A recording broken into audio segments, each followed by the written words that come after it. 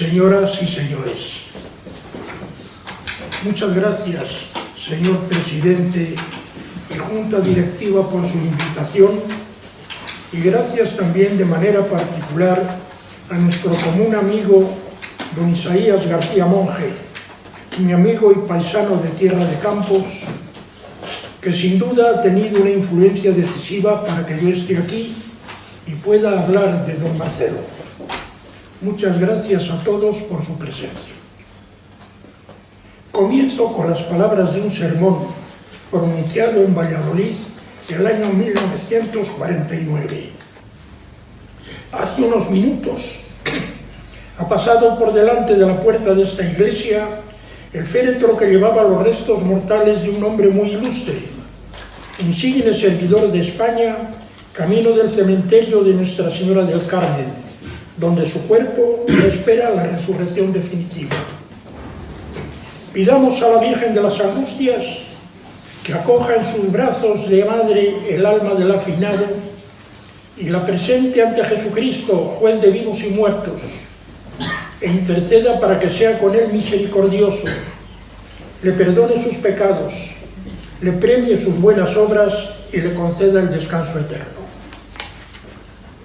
El fallecido era don Santiago Alba Bonifaz, figura en primera línea de la política española durante muchos años, como ministro del gobierno en diversas ocasiones y presidente de las Cortes Españolas.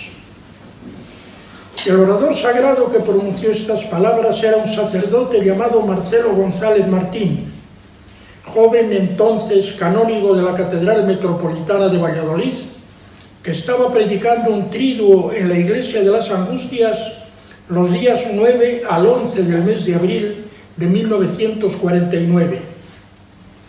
Y poco después sería nombrado prefecto de estudios del Seminario Menor. Se estrenó en ese nuevo cargo el 15 de junio, presidiendo el Tribunal de Exámenes de Ingreso de quienes aspiraban a ser admitidos como seminaristas. Entre esos aspirantes se hallaba este servidor de ustedes, que se encuentra un poco aturdido por varios motivos: por el nombre que lleva este club de opinión, por quienes me han precedido en esta tribuna durante estos años, todos ellos más competentes que yo, y por la persona sobre la que voy a hablar. Aumenta aún más mi preocupación ver el selecto auditorio que me escucha y el miedo que tengo a defraudarles por si no acertara a expresarme como ustedes merecen.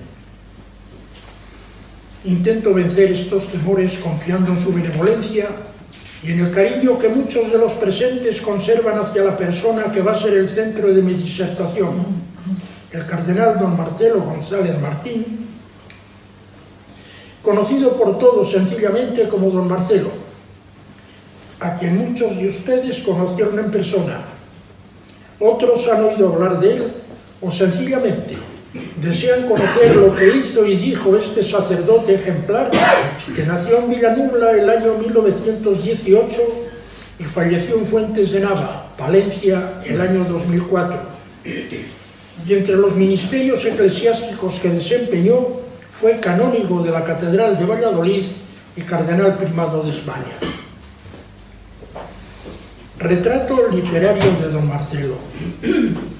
Si este acto estuviera celebrándose en Toledo, hubiera colocado aquí, en sitio destacado y visible, un cuadro o una fotografía grande de don Marcelo, de los que conservamos en el archivo dedicado a él en la Catedral Primada de Toledo. Al no tenerlo a mano, voy a presentar una semblanza que intenta ser un retrato literario hecho sobre rasgos reales que yo fui observando durante los 43 años que estuve a su lado y he ido considerando después de su fallecimiento. Era un castellano recio del páramo de Vilanubla. En comillas, labró su carácter, siguiendo la educación jesuítica, afianzando la forma de ser que le caracterizaría durante toda su vida. Recto y dúctil, firme para defender la doctrina, comprensivo y suave con las debilidades de las personas cuando quien las tenía las reconocía, profundo para estudiar los temas y entusiasta para proclamar la verdad. Acostumbraba a pensar detenidamente los asuntos y a consultar a técnicos que entendieran de la materia en cuestión. Lo pensaba y después de asimilarlo tomaba una determinación de la que no retrocedía si no le daban razones muy sólidas, superiores a las que le habían convencido para tomar la decisión adoptada. Para representarle de forma gráfica, como a veces se hace en juegos de niños, era Mastín, que defiende a la Iglesia con una llama en la boca para iluminar el camino, como Santo Domingo. Águila para ver y examinar el conjunto e ir a lo esencial, como San Agustín. Corazón ardiendo en llamas de celo, como San Francisco Javier, que desde el lejano oriente quería volver a París para convencer a los estudiantes de la Sorbona para que fueran a Japón a predicar el Evangelio. De alma ancha, como la llanura de Fuentes de Nava. Era encina como las del Monte de Torozos, con tronco que no dobla ante las tormentas y a la vez permite que con la poda se renueven sus ramas que se dejan mecer por la más suave brisa. Por las buenas era dúctil como una mimbre que se dobla con toda facilidad. Por las bravas y a la fuerza no se doblegó ante nadie.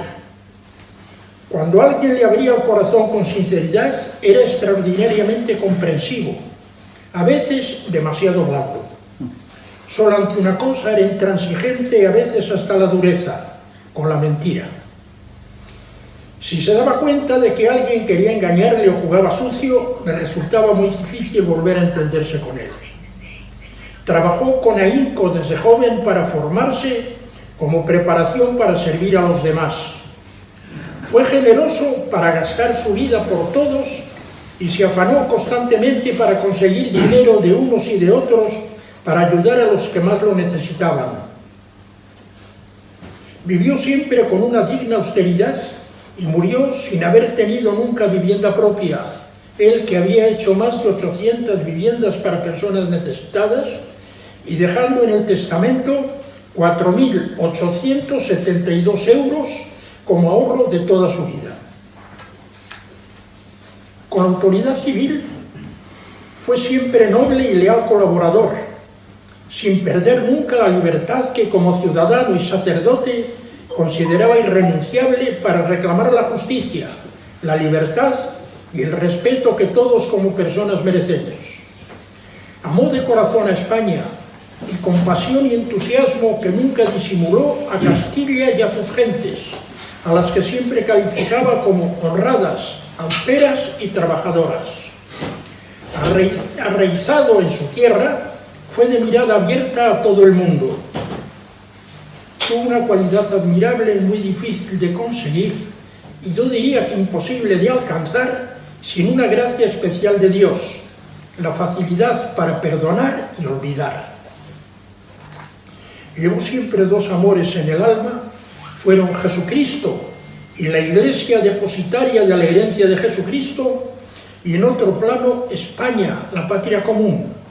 Por eso en fechas señaladas de su vida, 2 centros de flores, con las banderas del Papa y de España, adornan su sepultura en la catedral. Tuvo como norma el mismo lema con el que se autodefinió en los famosos sermones de San Benito en Valladolid, el año 1950. Sacerdote de Jesucristo, ministro del Evangelio con todos los valores que la vida y la doctrina de Dios hecho hombre encierra, al servicio del hombre y de todos los hombres. Villanubla y Valladolid. Veo ahí al alcalde de Villanubla. Pues Villanubla y Valladolid. Nació en Villanubla, a 10 kilómetros del lugar en que nos encontramos.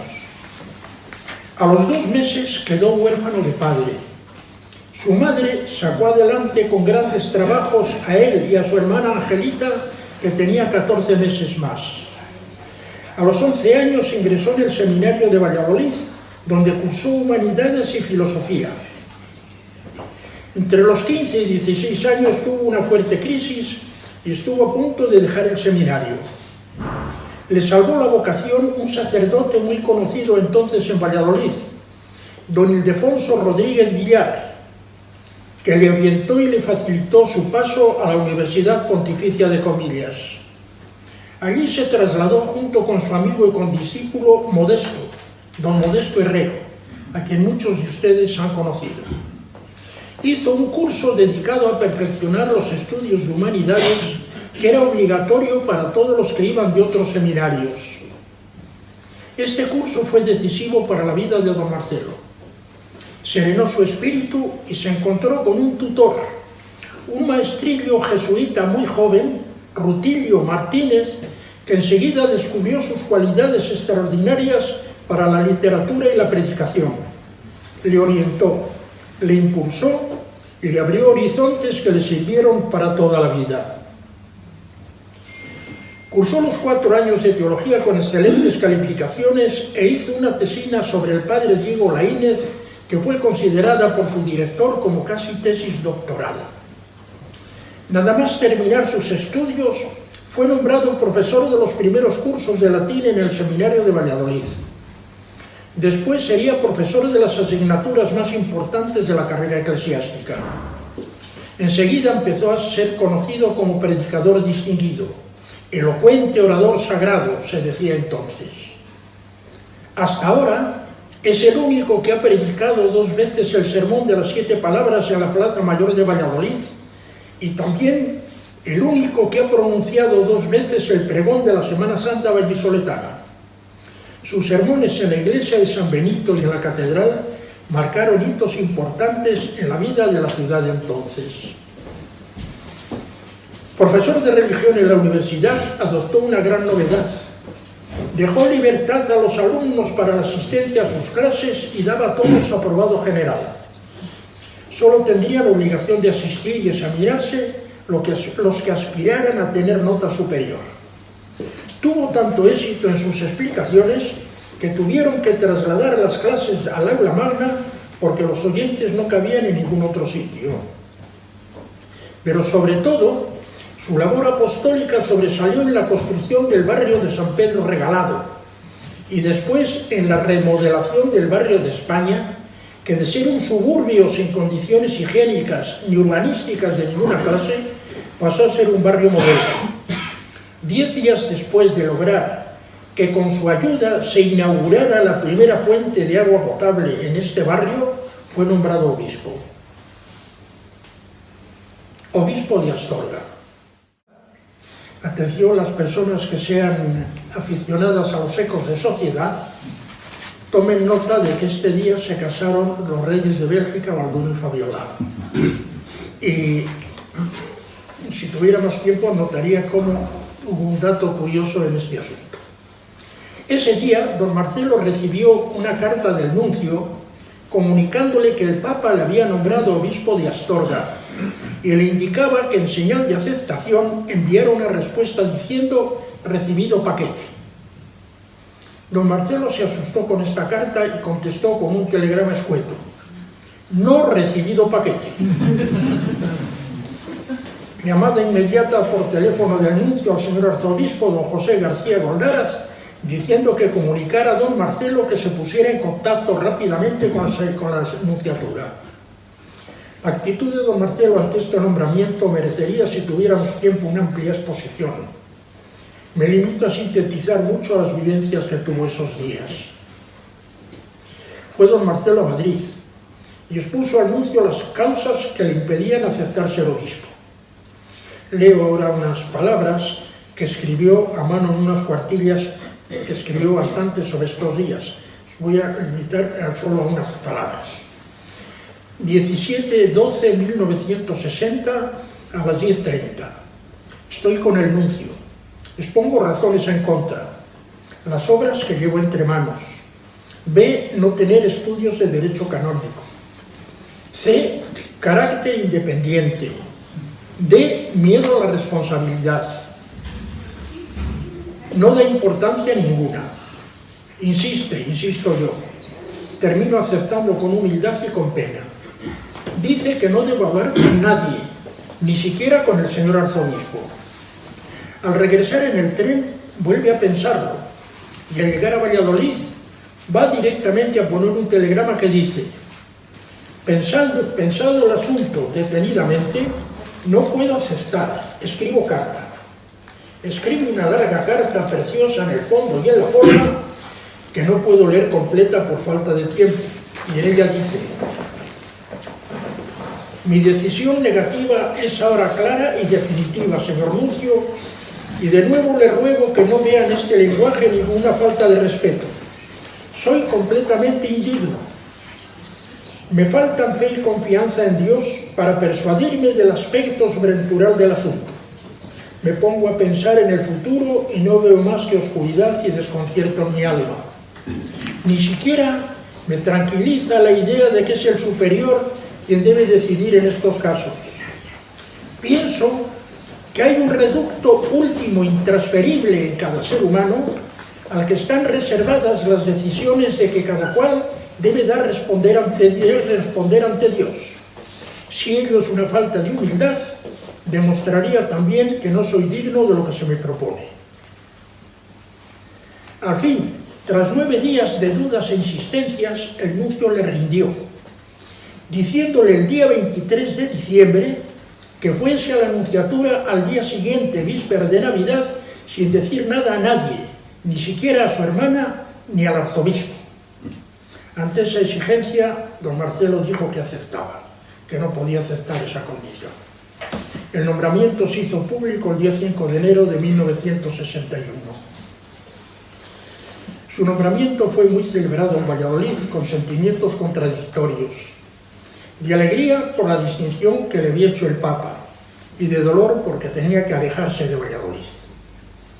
Las gentes de todas las clases sociales lo manifestaron públicamente y los medios de comunicación social lo expresaron de forma palpable, expresando los sentimientos de gozo y pena en Valladolid y de alegría desbordante con que le recibieron la noticia en Astorga. Unas palabras de 2 periodistas conocidos de distintos medios.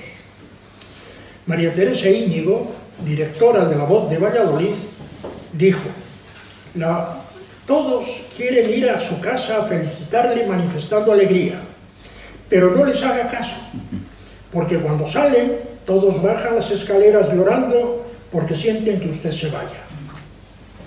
Y el corresponsal en León, del norte de Castilla, escribió: la región toda comienza a tener referencia exacta de la singular personalidad de quien los vallisoletanos hemos llamado siempre don Marcelo, referencia exacta de su preocupación social y su rigor intelectual. La dimensión excepcional del nuevo obispo le irá bien a Astorga. Y en cuanto a la vital actividad que es consustancial al hoy doctor González, llega a punto a una diócesis en plena renovación material y espiritual. Lo firma Francisco Umbral. El domingo, día 5 de marzo, fue ordenado obispo en la Catedral de Valladolid. En el acto de la consagración episcopal de don Marcelo se volcó toda la ciudad. La catedral se llenó a rebosar. Con las autoridades y muy cerca de ellas estuvieron en sitio destacado y reservado un gran número de vecinos de Vilanubla y de los barrios de San Pedro Regalado y de España. El día de San José hizo su entrada en Astorga en una jornada de lluvia incesante que no impidió la manifestación de entusiasmo con que le recibieron los astorganos.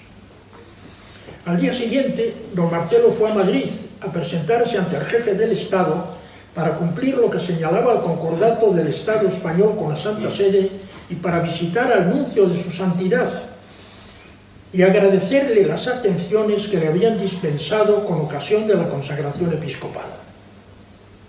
El nuncio ese día le encargó 2 cosas que debía realizar enseguida: terminar las obras que se encontraban ya muy avanzadas del seminario menor en La Bañeza y terminar las obras de acondicionamiento del Palacio Episcopal de Gaudí para pasar a vivir allí lo antes posible.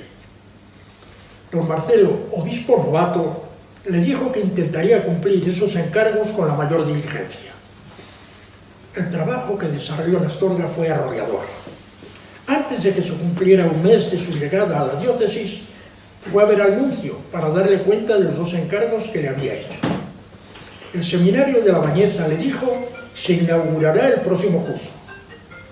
El traslado de la residencia episcopal al Palacio de Gaudí no lo hago ni lo haré. El nuncio se sorprendió de que un obispo tan joven, recién nombrado, le diera esa respuesta que sonaba a desobediencia. Don Marcelo le justificó su negativa. No lo haré por dos razones, señor nuncio. Una, porque sería un escándalo para el clero y para toda la diócesis, que en una diócesis pobre, donde el clero está viviendo en muchos casos en casas indecentes, el obispo fuera a vivir a una residencia que parece un palacio de hadas.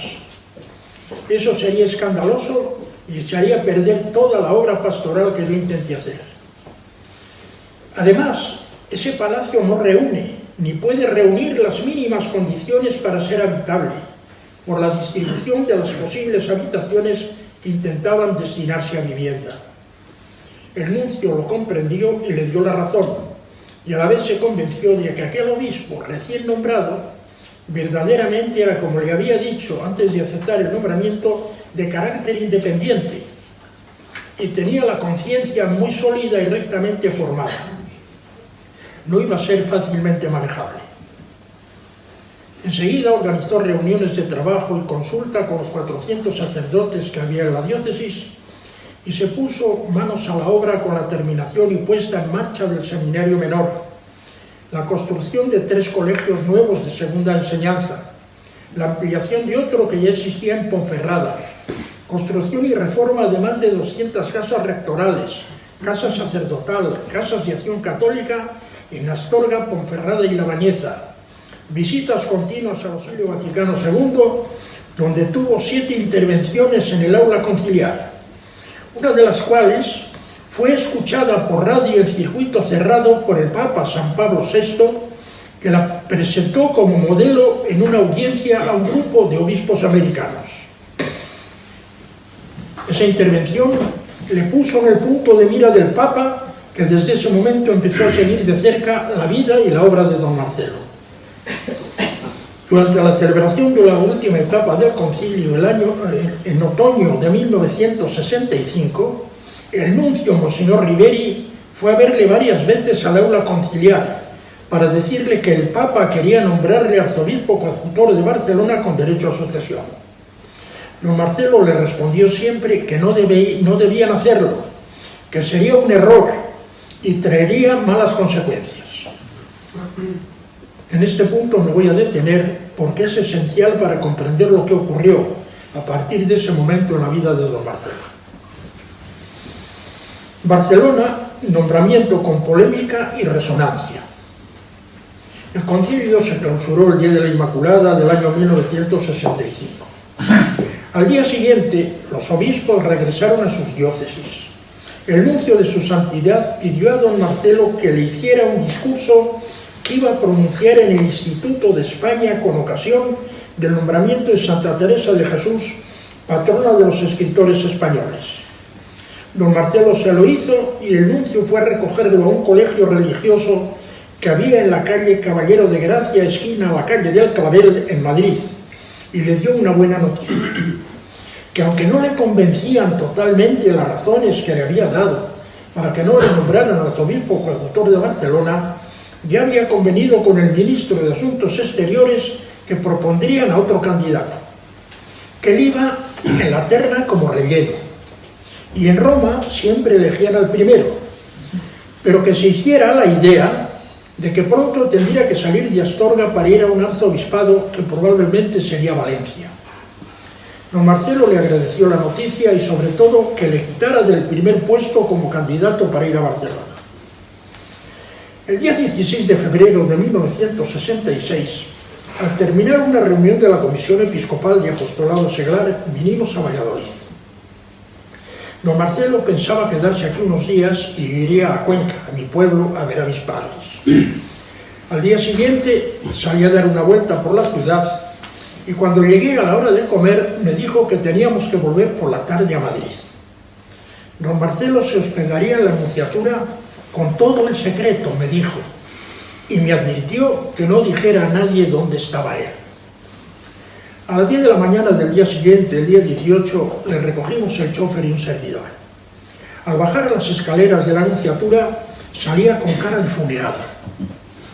Nos contestó muy serio a nuestro saludo de los buenos días y al subir al coche solamente dijo: «A Valladolid». No pronunció ni una palabra más durante el camino. Yo le miraba de reojo, venía a su izquierda, le miraba de reojo y decía para mis adentros: «Aquí ha ocurrido algo gordo, ya cantarás». Al llegar a la urbanización del Puente Viejo, junto al río Voltoya, eso lo decía don José Luis, junto al kilómetro 98, mandó parar al chofer que parase y aparcara. No existía aún la autopista. Me dijo que bajara yo del coche. Nos separamos a una distancia como de un tiro de piedra. Creo que estas palabras del Evangelio son las más apropiadas para aquel momento. Son las palabras que dice el Evangelio, que los apóstoles se retiraron de Jesucristo cuando estaba en el huerto de los olivos como a un tiro de piedra. Cuando ya nos habíamos alejado de Jesús, el chofer, unos 50 metros, abriendo los brazos como señal de desahogo, me dijo: «Ya no puedo más», así gritando, «ya no puedo más». Yo me quedé asustado. Lo que te voy a decir es secreto de santo oficio. No lo puedes hablar con nadie, ni yo debía decírtelo, pero no aguanto más y tengo que pedirte un favor. Estoy a punto de reventar. Mira, me ha llamado el nuncio porque me mandan a Barcelona de arzobispo coadjutor para ser nombrado dentro de unos meses arzobispo residencial con plenos poderes. Me he estado resistiendo todo lo que he podido. Durante la última etapa del concilio, cuando el nuncio iba a verme al aula conciliar, ya me lo dijo. Seguimos camino hacia Valladolid. Por la tarde yo fui a ver a mis padres. Y el 21 de febrero nos fuimos para Astorga. El nombramiento se hizo público el 22, martes. Y fíjese lo que son las cosas. Hasta el día 17 estuvo resistiéndose y solo aceptó ir a Barcelona cuando el Papa le aseguró que era voluntad expresa y personal del Santo Padre. Y el día 23, al día siguiente, día 23, para mí el primer 23F más famoso que he vivido, por la noche empezaron las llamadas. La primera de ellas, la de dos colaboradores de la revista Serrador, editada en el monasterio de Montserrat, acusándole de que sabían que iba impuesto por Franco contra la voluntad del Papa Pablo VI y anunciando que como llegase a ir le iban a hacer la vida imposible. A partir de ese día siguiente, junto a muchísimas felicitaciones, le dieron llamadas por teléfono, telegramas, cartas y escritos notariales de protesta y además algunas visitas que tuvo que despachar o aguantar o torear como pudo este servidor de ustedes.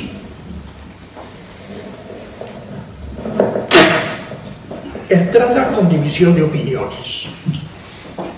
Entre la fecha del nombramiento en febrero y la presentación en la catedral en mayo, se habían producido 3 hechos en los que el clero de Barcelona estuvo muy implicado. En primer lugar, en el mes de marzo, varios centenares de estudiantes y profesores de la universidad se encerraron en el convento de los capuchinos de Sarriá en una reunión considerada ilegal para constituir un sindicato democrático de estudiantes. Después de varios días de tenerlos aislados, entró la policía e hizo numerosas detenciones. El 11 de mayo, 8 días antes de la toma de posesión de don Marcelo, se produjo otro incidente que tuvo aún más resonancia. Un centenar de sacerdotes, todos con sotana, fueron en manifestación prohibida entonces por la ley, desde la catedral a la jefatura superior de policía, distante unos 300 metros, para entregar un escrito de protesta por las torturas que, según ellos, la policía había hecho a un estudiante. La policía intentó impedir esa marcha. Hubo enfrentamientos, golpes, heridos por ambos lados y 4 manifestantes fueron detenidos y procesados. La noticia ocupó las primeras páginas y espacios de todos los informativos. A los 3 días de esta manifestación se produjo otra concentración del mismo centenar de sacerdotes en el patio del Palacio Arzobispal para protestar contra el arzobispo Monseñor Gregorio Modrego, y con este ambiente de revueltas entró don Marcelo en Barcelona. El día 19 de mayo, fiesta de la Ascensión, fue su entrada oficial en la Catedral de Barcelona con la asistencia del nuncio y la participación de una multitud que abarrotaba no solo la catedral, sino la plaza que está enfrente y las calles adyacentes. Pero allí ya dieron la nota 9 o 10 personas que intentaron reventar el acto, y era el anuncio de lo que iba a ocurrir después. Una jornada apoteósica en la historia taurina. ¿Qué tiene que ver esto? Pues verán. El día de la Ascensión, 19 de mayo de 1966, por la mañana, hizo su entrada don Marcelo como arzobispo coadjutor de Barcelona, como ya he indicado. El hecho fue difundido ampliamente en los medios de comunicación y repercutió en todos los ambientes, incluso en los que menos se podía sospechar. Como muestra, narro dos hechos curiosos que se produjeron ese día en el mundo del toro, tan ajeno a la toma de posesión de un obispo. Tomó la alternativa con mucho éxito Sebastián Palomo Linares, que cortó las 2 orejas a cada uno de los 2 toros que lidió. A los 2 días, en el diario Pueblo de Madrid, salió un chiste de Máximo en que aparecían 2 abueletes sentados en un banco leyendo el periódico, y uno le dice a otro: mira lo que pone, nuevos famosos, y mira lo que dice a continuación: pues dicen en Valladolid que este Palomo Linares puede convertirse muy pronto en el don Marcelo de los toreros. Aquí está. Ese mismo día, Curro Romero se encerró con 6 toros en la maestranza de Sevilla y cortó 8 orejas. El trofeo más grande que jamás ha conseguido un torero en tan famosa plaza. Cuando era llevado a hombros entre aplausos y aclamaciones del público, al salir por la puerta del Príncipe, un espectador le gritó: «Tongo, Curro, Tongo, te han salido 6 hermanitas de la caridad». Curro volvió la cara hacia él y le dijo: «¿Pero qué querías, oh desgraciado?». Bueno, aquí en lugar de esta palabra desgraciado, dijo 2 palabras muy malsonantes contra su madre, que yo no puedo repetir y menos ante este auditorio. Pero fue: ¿qué querías? ¿Que me echaran curas catalanes? 6 años de gozos y esperanzas. Pasada esta referencia al día de la toma de posesión y la fiesta de los toros, sigo el itinerario. Además, tomar posesión, por encargo del nuncio y del arzobispo residencial Monseñor Modrego, empezó en Barcelona a convocar reuniones con un amplio grupo de sacerdotes de la diócesis para orientar la marcha del seminario, que estaba muy revuelto. Logró que los ánimos se calmaran, pero la serenidad era solo externa, porque por dentro seguían las maquinaciones. El día 7 de enero de 1967 pasó a ser arzobispo residencial de Barcelona con plenos derechos. La oposición seguía y se manifestó de manera patente con el robo de la imagen de la Virgen de Núria, una ermita que está en el Pirineo ya rayando con Francia, en el mes de julio, 4 días antes de su coronación canónica. Un grupo de catalanistas, autores ocultos del robo, distribuyeron una nota difundida en la prensa, sobre todo extranjera, diciendo que la habían, entre comillas, raptado para que no fuera profanada con la coronación canónica que se iba a realizar en una misa en la que iba a predicar don Marcelo, que debía cesar inmediatamente como arzobispo de Barcelona. Se cierran comillas.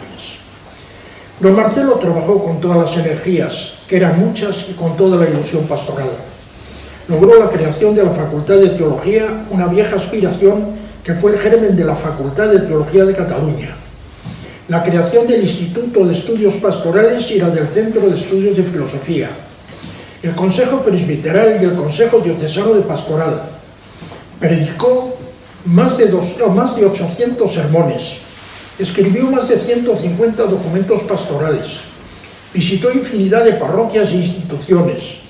Dobló el número de arciprestados. Creó 50 nuevas parroquias y con el asesoramiento de un equipo de sociólogos especializados hizo la división de la diócesis en zonas pastorales, que fue el primer paso para la creación de las futuras nuevas diócesis, que se hicieron después, de acuerdo con lo señalado por el Concilio Vaticano II.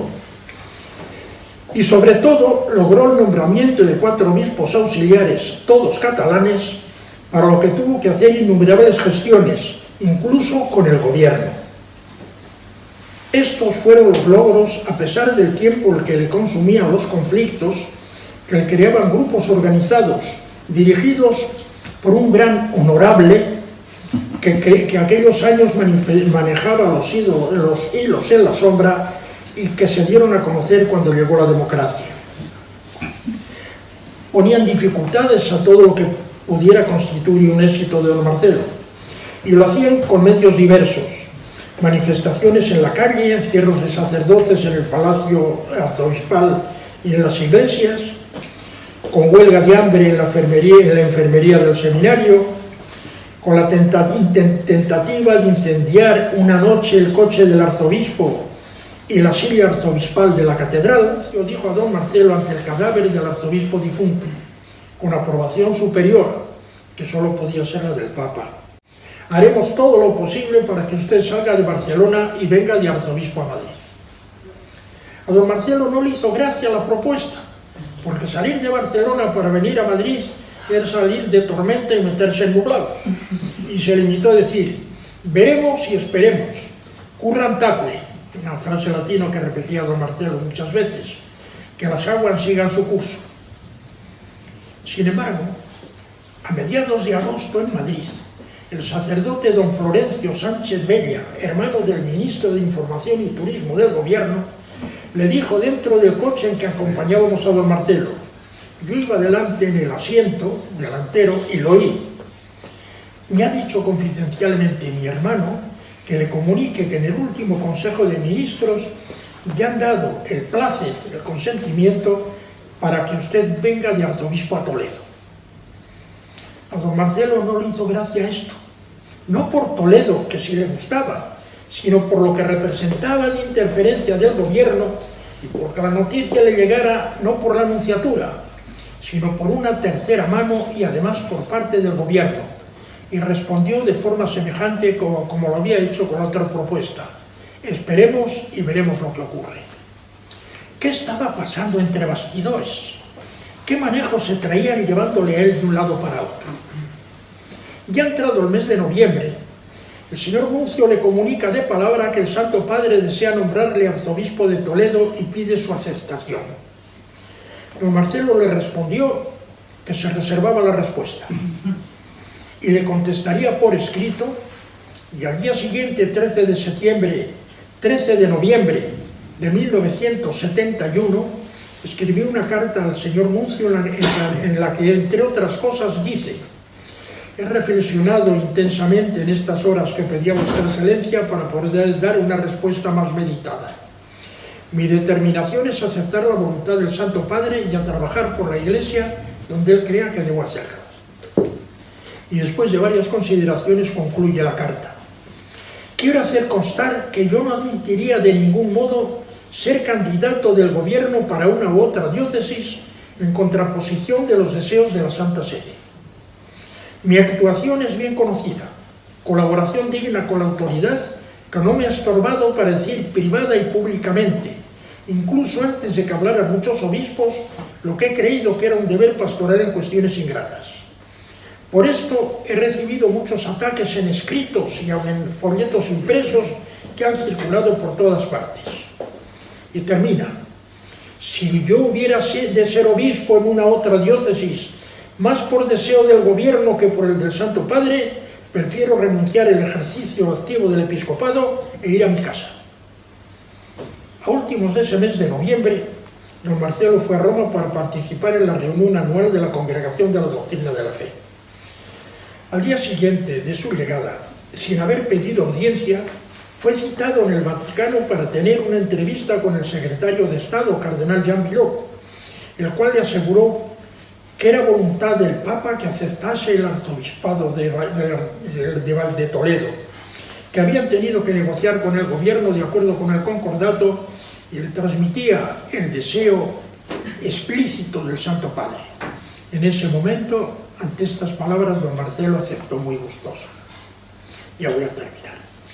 El sábado 4 de diciembre, al final de una reunión plenaria de la Conferencia Episcopal, junto con los traslados de otros 6 obispos para diferentes diócesis, se hizo público el nombramiento de don Marcelo como arzobispo de Toledo.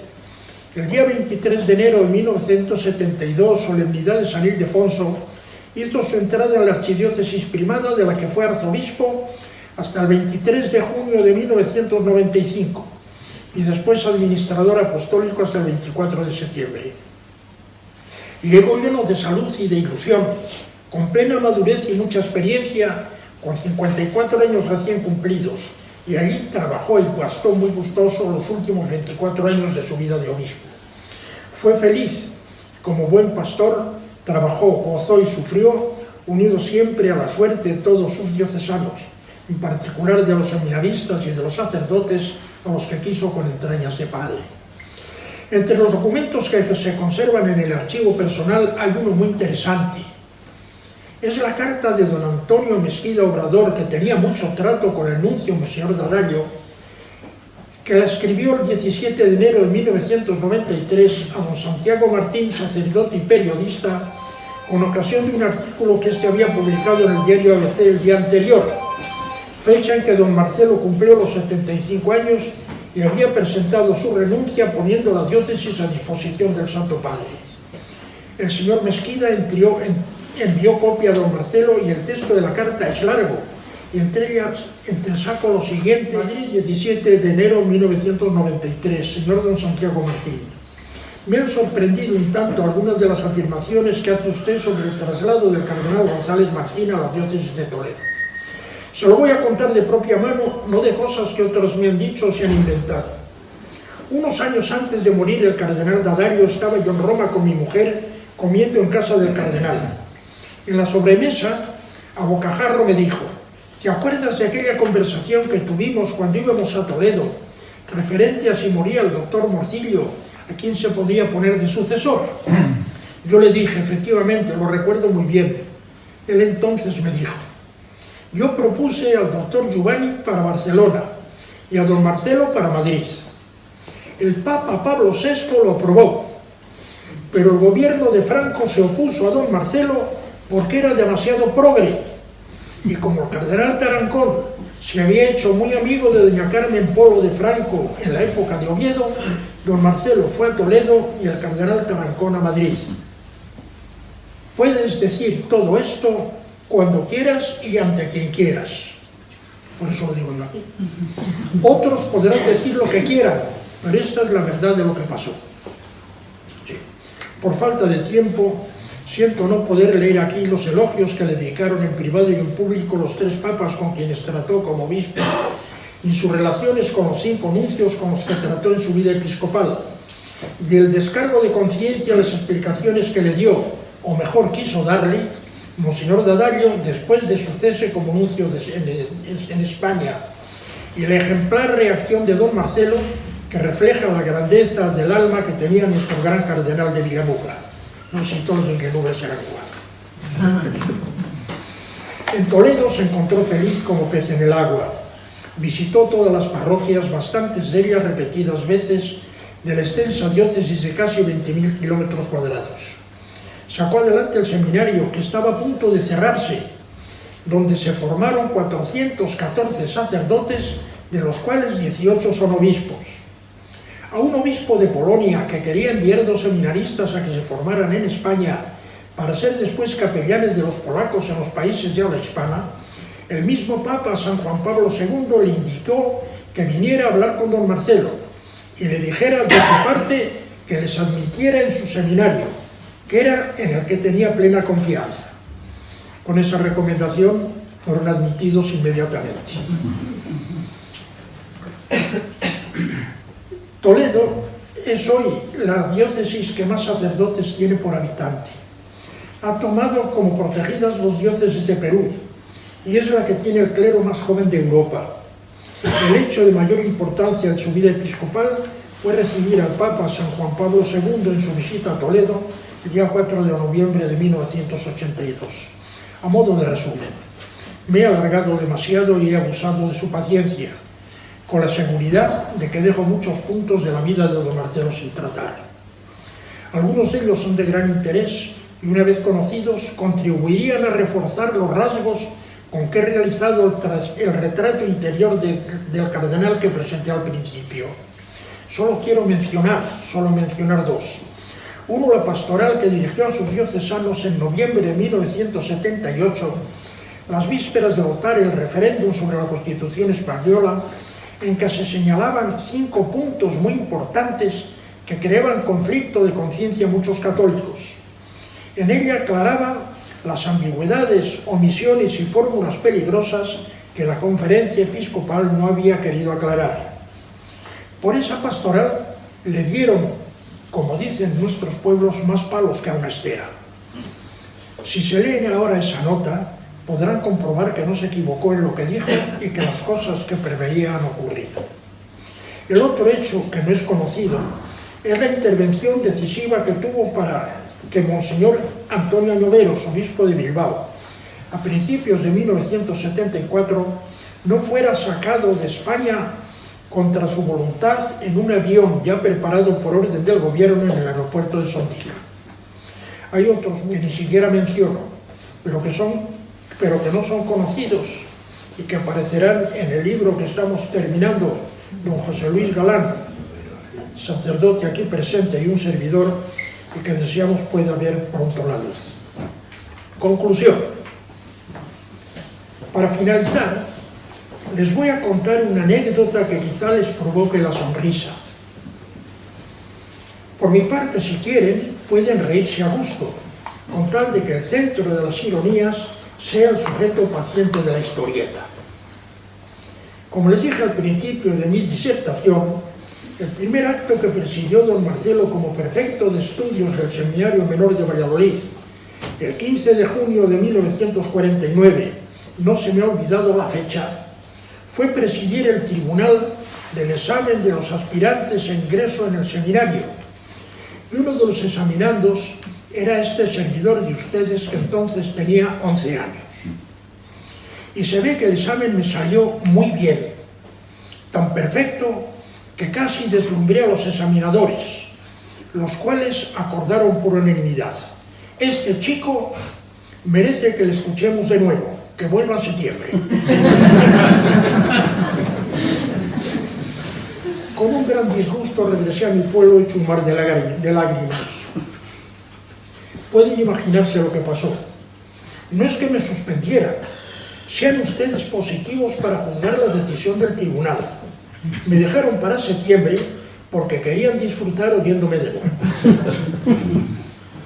Aquel 15 de junio fue la primera vez que vi a don Marcelo cara a cara, y el recuerdo que me dejó no fue muy grato. Pero ¿quién puede juzgar los designios de Dios y los planes de los hombres? Ya jubilado don Marcelo, cuando estaba en Fuentes de Nava o en Toledo, y yo iba a estar con él cada día, me decía con frecuencia: no dejes de venir por aquí, ven siempre que puedas. Yo algunas veces, siempre en tono cariñoso y lleno de respeto, le respondía: ¡qué barbaridad! Usted me cogió tanto cariño desde que me conoció, al mandarme que volviera a examinarme en septiembre, que ahora fíjese lo que son las cosas. Ha tenido la gran satisfacción de tener que aguantarme durante más de 40 años. Y él se sonreía. Muchas gracias.